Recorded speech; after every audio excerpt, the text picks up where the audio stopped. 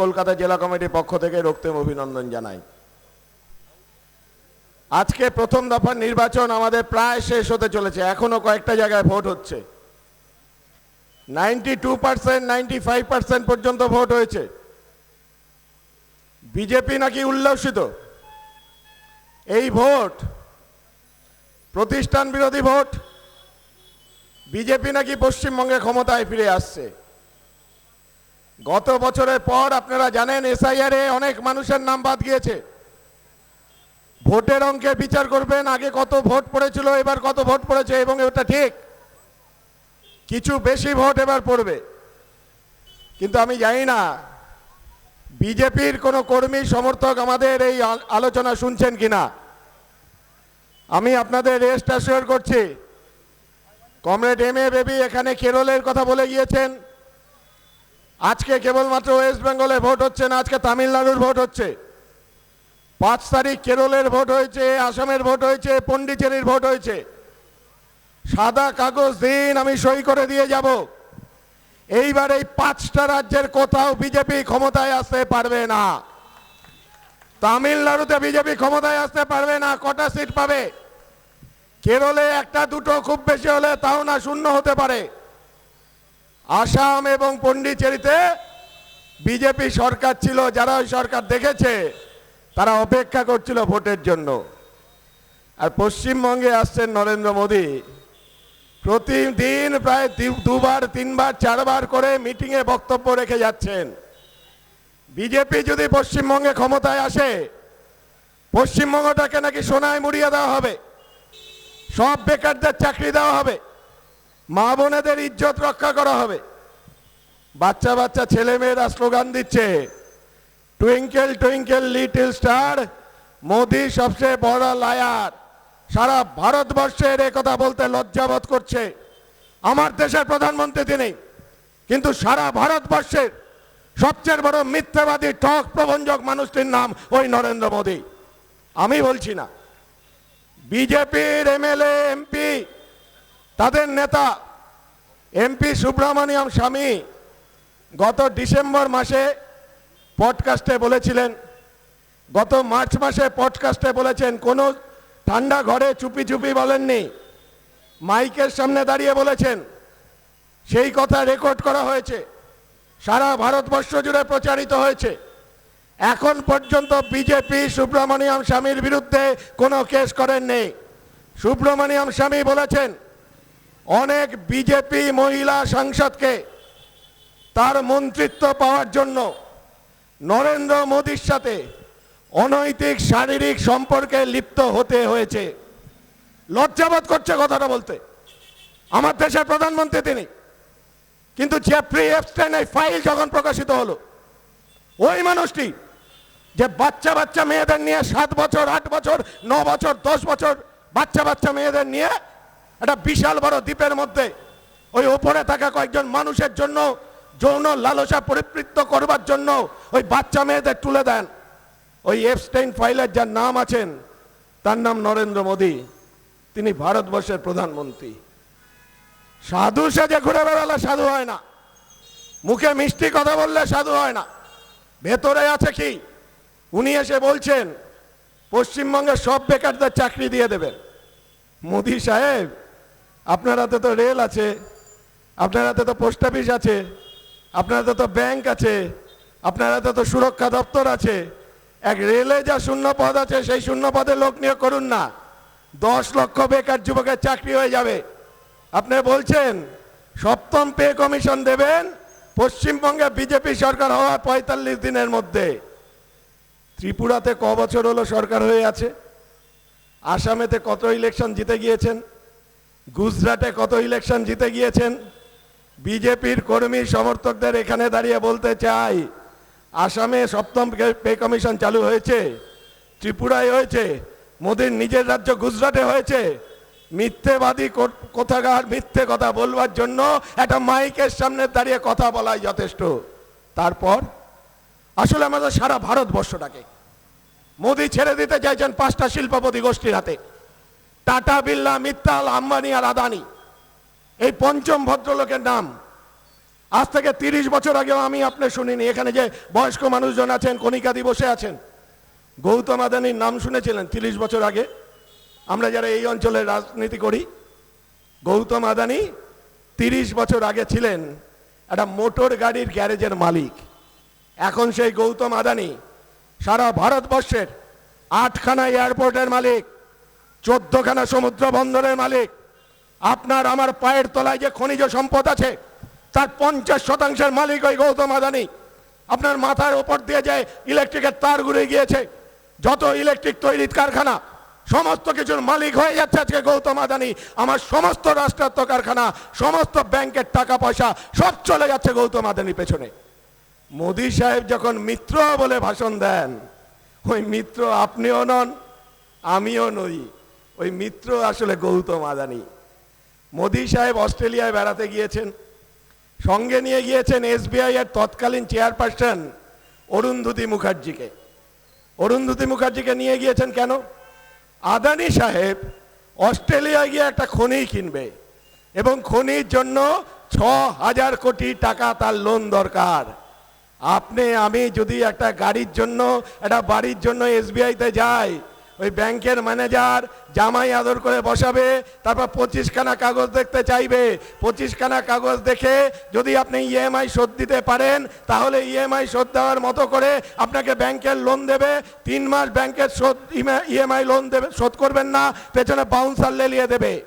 আর মোদি সাহেব অস্ট্রেলিয়ায় বসে 6000 কোটি টাকার লোনের ব্যবস্থা করে দিলেন আদানি সাহেবকে, কারণ তিনি অস্ট্রেলিয়ায় খনি কিনবেন বলে। বলেছিলেন না 12 বছর আগে, আমি দেশের চৌকিদার, আমি দেশের চৌকিদার, দেশ থেকে সব কালো টাকাকে উদ্ধার করে নিয়ে আসবো, কোনো কালো টাকা বেরোতে দেব না। আমি বক্তব্য দীর্ঘায়িত করব বলে সব লিস্ট বলছি না, 30 জনের নামের তালিকা এখানে বলে যেতে পারি।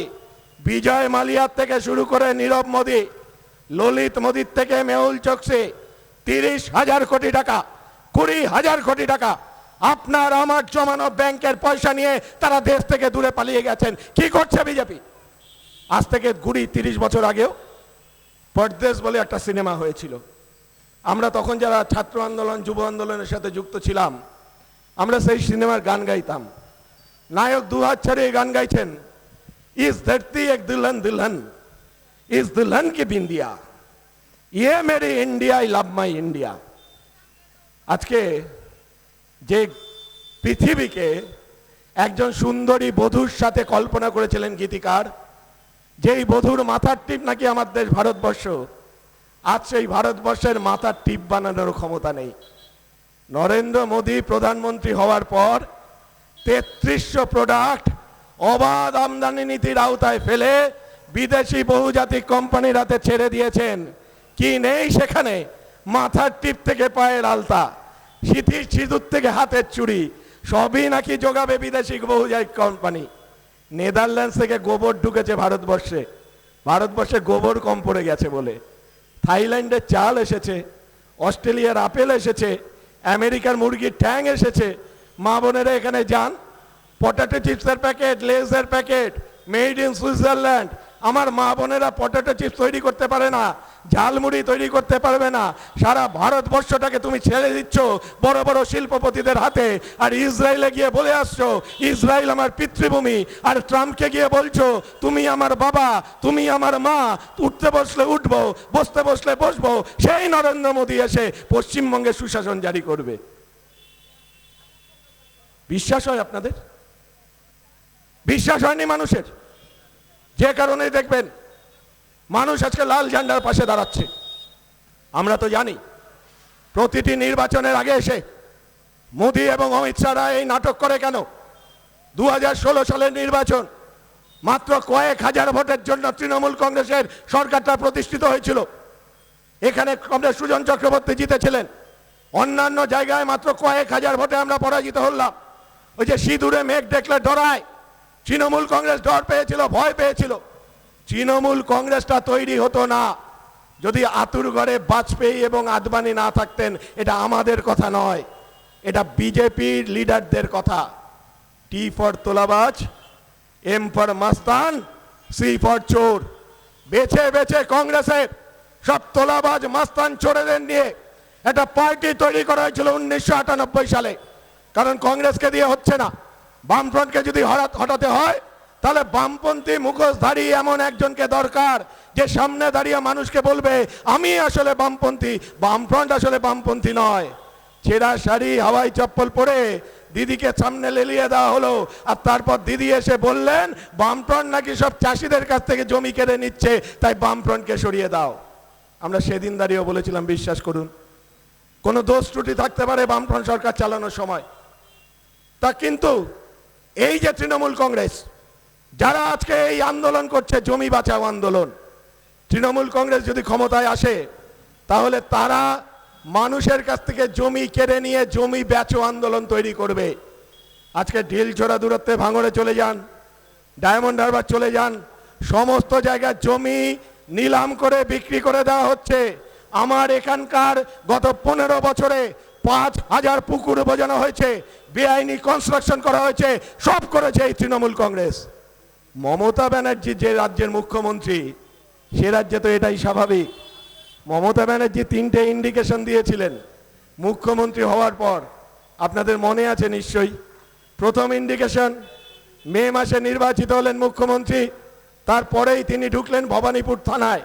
ভবানীপুর থানায় যত গুন্ডা বদমাইশদের ধরে রাখা হয়েছিল, তিনি মুখ্যমন্ত্রী হয়ে নিজে গিয়ে ওই জেল হাজত থেকে টেনে হিচড়ে গুন্ডা বদমাইশগুলিকে বের করলে বললেন এরা সব তৃণমূল কংগ্রেস করে, পুলিশ তুমি তৃণমূল কংগ্রেস কর্মীদের ধরবে না। আমি জানি না এখানে সাদা পোশাকের কোনো পুলিশ দাদা দাঁড়িয়ে আমাদের সমাবেশ শুনছেন কিনা, দোষটা তাদের নয়। সাদা পোশাকের পুলিশ, খাকি পোশাকের পুলিশ, দোষটা তাদের নয়। কিন্তু পশ্চিমবঙ্গের পুলিশ মানে তারা থানার মধ্যে বসে তৃণমূলের তোলাবাজি করবে, রাস্তায় দাঁড়িয়ে তৃণমূলের তোলাবাজি করবে, আর কাঠপুটুল হয়ে দাঁড়িয়ে থাকবে, অন্য কোনো কিছু তারা করতে পারবে না। এমনকি কলকাতা শহরের তিনি যদি মহানাগরিক হন আর তিনি পুলিশের সর্বোচ্চ কর্তব্যময় ব্যক্তি হন, তাও তাকে খালি পায়ে মুখ্যমন্ত্রীর দপ্তরে গিয়ে এবং তার বাড়িতে গিয়ে প্রসাদ বিতরণ করতে হবে, এটাই পুলিশের কাজ। দ্বিতীয় ইন্ডিকেশন তিনি দিয়েছিলেন, রায়গঞ্জে বাচ্চা বাচ্চা কতগুলি মেয়ে ধর্ষিতা হলো, ধর্ষণ করলো কারা? তৃণমূলের গুন্ডা বাহিনী। নবান্নে দাঁড়িয়ে তিনি বললেন ওসব ছোট ছোট ছেলেদের কাজ, ওই বাচ্চা ছেলেরা ভুল করে ফেলেছে, ওদেরকে ছেড়ে দিতে হবে। তারপর নবান্নে দাঁড়িয়ে তিনি বলেছিলেন নাবালিকা যদি হোস কচি দেহ তোর দাম বাঁধিলাম 30,000-এ, সাবালিকা হলে পরে দাম কমে, তাও তুই পেয়ে যাবি 20,000 মাংস বাজারে। একটা রাজ্যের মুখ্যমন্ত্রী, মহিলা মুখ্যমন্ত্রী নবান্নে বসে মহিলাদের দাম ঠিক করে দিচ্ছে। মহিলারা যদি নাবালিকা হন, বাচ্চা বাচ্চা মেয়েদের কেউ যদি রেপ করে, তাহলে বাচ্চা মেয়েদের জন্য 30,000 টাকা তৃণমূল কংগ্রেস থেকে পেয়ে যাবেন। আর সাবালিকা হলে, বিবাহিতা হলে মাংস বাজারে দাম কমে, আপনাদের জন্য 20,000 টাকা বরাদ্দ আছে। আমাদের রাজ্যে কামদুনি হবে না, আমাদের রাজ্যে মধ্যমগ্রাম হবে না, আমাদের রাজ্যে পার্ক স্ট্রিট হবে না, আমাদের রাজ্যে অভয়া হবে না, আমাদের রাজ্যে কসবার মতো একটা কলেজ, যে কলেজে একটা বাচ্চা মেয়েকে নিয়ে ক্লাসের মধ্যে ধর্ষণ করে তৃণমূলের দুষ্কৃতীরা, সেটা হবে না। তৃণমূলের দুষ্কৃতীদের জন্য সব জায়গা খুলে দিয়েছে মমতা ব্যানার্জি। আর 3 নম্বর ইন্ডিকেশন দিয়েছিলেন, তার এক নেত্রী দোলা সেন মঞ্চে দাঁড়িয়ে বলেছিলেন খাও খাও খাও, লুট করো লুট করো, কিন্তু 75% টাকা তুমি কালীঘাটে দিয়ে এসো, 25% টাকা পকেটে ভরো, তাহলেই সব কিছু মাপ। তৃণমূল কংগ্রেস কর্মীদের বলবো আমার সাথে চলুন তো কালীঘাটে। আজকে কালীঘাটটা পরিণত হয়েছে ব্যানার্জি ঘাটে। মমতা ব্যানার্জি ভাইদের নাম বলে যাচ্ছি, হিম্মত থাকলে চ্যালেঞ্জ জানাবেন, বুকে গুলি করবেন। বাবুন ব্যানার্জি, কার্তিক ব্যানার্জি, গণেশ ব্যানার্জি, অমিত ব্যানার্জি, এক একজন ভাই হাজার হাজার কোটি কোটি টাকার মালিক। তৃণমূল খায় না এমন কি আছে বলুন তো? তৃণমূল কয়লা খায়, তৃণমূল গরু পাচারের টাকা খায়, তৃণমূল বালি খায়, তৃণমূল মা বোনের ইজ্জত খায়, তৃণমূল সোনা খায়, তৃণমূল কাঠ খায়, তৃণমূল পরিবেশ খায়। আর পুরুলিয়ায় গিয়ে দেখেছি আমি, পার্টি পুরুলিয়ার দায়িত্ব দেওয়ার পর বিশাল বিশাল পাহাড় তা পর্যন্ত খেয়ে নিচ্ছে তৃণমূল কংগ্রেস। হাত কাটা নুলো কান কাটা ভুলো, আলমারি খোকন পেটোয়া মদনের দল, চোখ দুটো লাল, পা বেসামাল করে রাস্তাঘাটে ঘুরে বেড়াবে, একটা নেতে যেমন তেমন, দুটা নেতে সুখে, তিনটা নেতে মৌত হয়ে পাড়ায় এসে ঢুকে। আপনি কাকদ্বীপ থেকে কলকাতা, তারপরে চলে যান কুচবিহার পর্যন্ত, রাস্তায় একটা রিক্সা বের করতে যাবেন, রাস্তায় একটা দোকান দিতে যাবেন, বাড়িতে একটা ইট গাঁথতে যাবেন, ঠিক তৃণমূল কংগ্রেসের ওই হাত কাটানো কান কাটা ভুলো ঘুরে হাজির, নজরানা নজরানা নজরানা দিতে হবে। এই পশ্চিমবঙ্গ আমরা চেয়েছিলাম নাকি? আমাদের মেয়েরা আজকে এখানে দাঁড়িয়ে আছে, ইউনিভার্সিটিতে পড়ে, আজ থেকে 2 বছর 3 বছর পরে আমি জানি না তার মুখ দেখতে পারবো কিনা। হয়তো হাওড়া স্টেশনে গিয়ে, হয়তো কোনো এয়ারপোর্টে গিয়ে টাটা বাই বাই করে আসতে হবে। মা তুই ফিরবি কবে? 2 মাস পরে, 3 মাস পরে, 6 মাস পরে? আমি যদি অসুস্থ হই দেখবার জন্য ছুটে আসতে পারবি তো? সারা পশ্চিমবঙ্গ থেকে 1,25,00,000 মানুষ পশ্চিমবঙ্গ ছেড়ে চলে গিয়েছে বাইরে। কি দোষ করেছিল তারা? বলছে বামফ্রন্ট নাকি পশ্চিমবঙ্গটাকে অন্ধকারে ডুবিয়ে দিয়েছে। বিশ্বাস করুন, বামফ্রন্টের প্রথম মুখ্যমন্ত্রী জ্যোতি বসু যখন মুখ্যমন্ত্রী হয়েছিলেন, মা বাবার হাত ধরে যখন কলকাতার রাস্তায় ঘুরতাম, কলকাতার রাস্তায় দেওয়াল লিখন দেখেছিলাম। আলোর পথ দেখালেন যিশু, অন্ধকারের পথ দেখালেন জ্যোতি বসু। মিছিলে হাঁটছেন প্রিয়রঞ্জন, হাতে ঝুলছে বড় লণ্ঠন। প্রিয়রঞ্জন হাঁটছেন আর লণ্ঠন ঝুলাচ্ছেন। প্রিয়রঞ্জন দাসমুন্সী, সুব্রত মুখার্জি, সৌগত রায়, গনি খান চৌধুরী, কংগ্রেসের বাঘা বাঘা লিডারদের গলায় সেই স্লোগান ছিল, জ্যোতি এলো জ্যোতি গেল। পশ্চিমবঙ্গটা নাকি অন্ধকারে ডুবে গেছে, লোডশেডিং এর রাজত্ব পশ্চিমবঙ্গে। জ্যোতি বসু বলেছিলেন, একটু সবুর করো ভাই, সবুরে মেওয়া ফলে ভালো। তারপর বছর ঘুরতে না ঘুরতেই বক্রেশ্বর, বাঙালি বাচ্চার রক্তের তেজ, তারপর মেজিয়া, তারপর সাগরদিঘি, তারপর ব্যান্ডেল, সাঁওতালডি, কোলাঘাট, একের পর এক নতুন নতুন ইউনিট। তৃণমূল কংগ্রেসের কর্মী বাহিনীকে বলবো, গ্যারেজ মোলায় দাঁড়িয়ে এখানে বড় বড় লিস্ট দেয় না। বামফ্রন্টের আমলে কত কারখানা বন্ধ হয়েছে, তৃণমূলের আমলে একটা একটা একটা ইলেকট্রিক উৎপাদন কেন্দ্র স্থাপন হয়েছে। এখানে দাঁড়িয়ে নাম বলে জানতো, এখান থেকে চলে যাবেন ব্যারাকপুর পর্যন্ত, যত রাস্তা, যত ফ্লাইওভার, যত সরকারি স্কুল, যত সরকারি কলেজ, সব তৈরি হয়েছে বামফ্রন্টের সময়।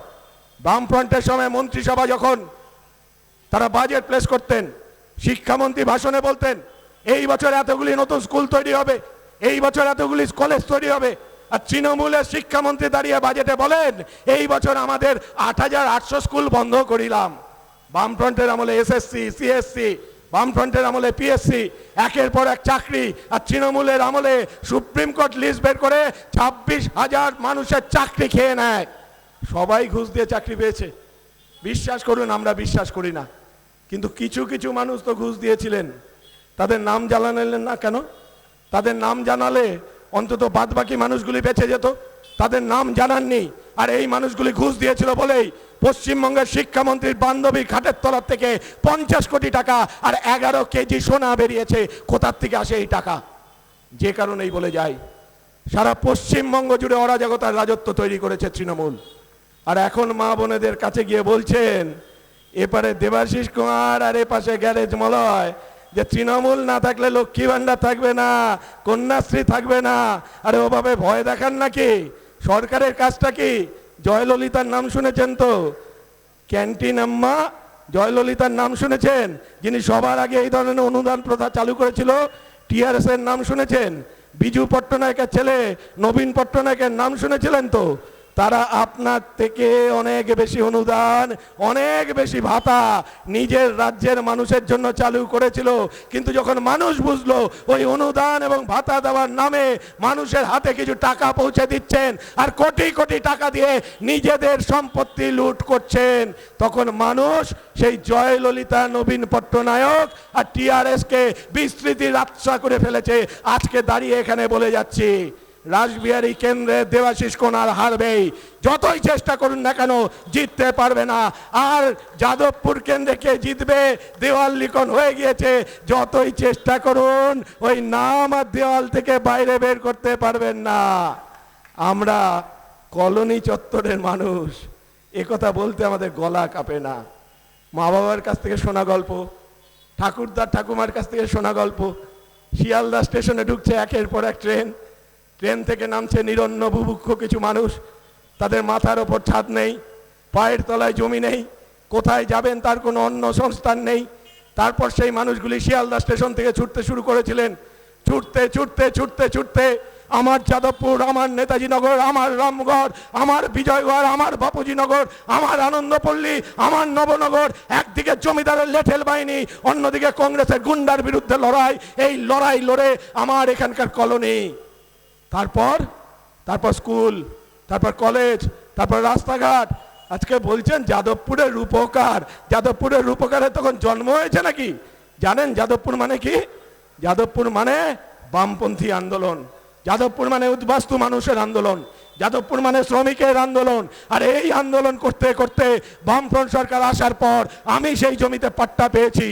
জ্যোতি বসু, বুদ্ধদেব ভট্টাচার্য মাথা উঁচু করে বাস করবার মতো করে আমাকে পাট্টা দিয়েছে। জ্যোতি বসু, বুদ্ধদেব ভট্টাচার্যের সরকার, একদিকে ভূমি রাজস্ব মন্ত্রকের মন্ত্রীরা তারা সার্বিকভাবে জোরদার জমিদারের কাছে জমি কেড়ে নিয়ে চাষিদের কাছে জমি তুলে দিয়েছে, পঞ্চায়েতি রাজ চালু করেছে। আর তারপর আমাদের সাধারণ মানুষ আমরা মাথা উঁচু করে বাঁচার স্বপ্ন দেখেছিলাম যে পশ্চিমবঙ্গে, এখন সেই পশ্চিমবঙ্গকে আমরা ফিরে পেতে চাই। এটা আমাদের অধিকার। দেওয়ালে পিঠ থেকে যাওয়ার পর হয় আত্মহত্যা করতে হয়, আর নয়তো ঘুরে দাঁড়াতে হয়।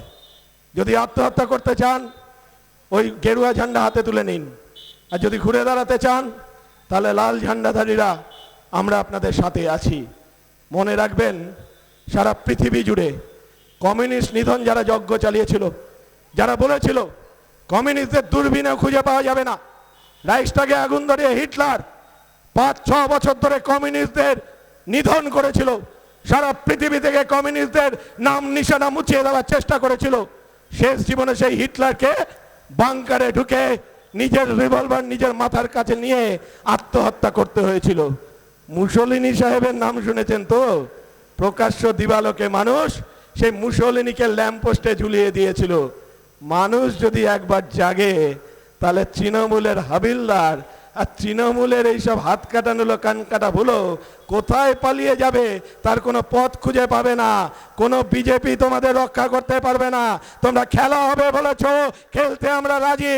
ফুটবল খেলতে হলে ফুটবল খেলতে তোমরা নামো, ফুটবল নিয়ে নামো। আর ফুটবল খেলতে যদি হকি স্টিক দিয়ে নামো তাহলে ওই হকি স্টিককে কি করে সাহায্য করতে হয় আজকে করণদিঘির মানুষ দেখিয়ে দিয়েছে, আজকে রানীনগরের মানুষ দেখিয়ে দিয়েছে, আজকে জলঙ্গির মানুষ